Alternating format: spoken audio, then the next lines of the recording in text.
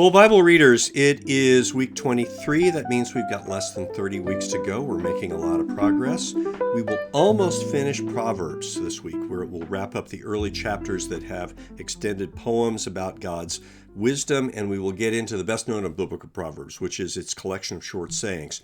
Now, normally when we're reading the Bible, we have the immediate context to guide our interpretation, but in Proverbs, especially in this section, the context is really broad. You've got to remember kind of the whole book, because that's how it works. These sayings are taken in isolation, but they connect together into a kind of a network of meaning. For example, the book tells us that people generally prosper or are impoverished according to whether they do this thing or that thing. And so we might think, well, is that some kind of guarantee? Well, of course, life doesn't exactly work that way. But if we read the book more closely, we realize it's also warning us against the accumulation of riches, and it extols a simple life in peace and harmony, which it says is better than wealth. So we're given a lot of different kind of general perspectives. Now, much of what we would think of in Proverbs, we might think of as strictly secular. A lot of people read this book and say, there's hardly any God in it after you get out of the early chapters. Well, that's not quite true. But let's realize that the process of collecting this book was the collection in the foundation is the collection of wisdom that Solomon made from all over his place and time. He was learning the wisdom of the nations. This is really showing us that a lot of God's wisdom is what we observe out of the world, but we need to keep in mind there's a danger here, and that is that in our enthusiasm, in our limited perspective, and often in our desire to serve ourselves and not to serve God, we can make observations from the world and draw false conclusions out of that. We can move from what is to what ought to be, we think, and make a lot of mistakes. How do we prevent that? Well, reading Proverbs is helpful, but reading the Bible as a whole is helpful, especially as we bring into our hearts the perspective of the gospel that in so many cases just turns things upside down. You know, when you worship a guy who let himself be crucified, you've got a very upside down view of life. So common sense, as it were, only works as a guide when it is infused with the distinctive wisdom of God. And Christ, above all, is the wisdom of God.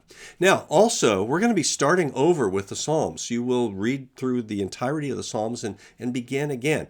Over the course of this program, you'll read through the Psalms twice, read the first 48 Psalms a third time, and we'll even read Psalms 1 and 2 a fourth time. We've actually already done that. I want to step back to something I should have mentioned before.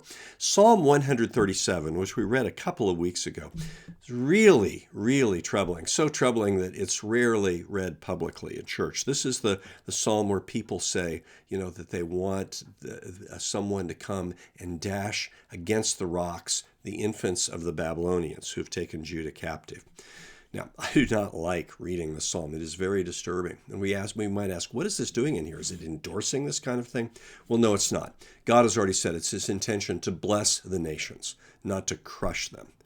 But what this psalm is doing is expressing in the most vivid possible terms the very real sense of grief and trauma that many of the exiles of Judah felt. It's interesting that line about, casting the infants against the rocks comes when they've been invited to sing the songs of Zion. Sing those songs you used to sing when you would go to that temple that we've destroyed.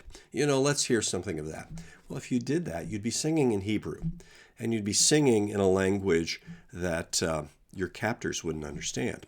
So while they're saying, do something for our amusement while we taunt you, you were secretly taunting them.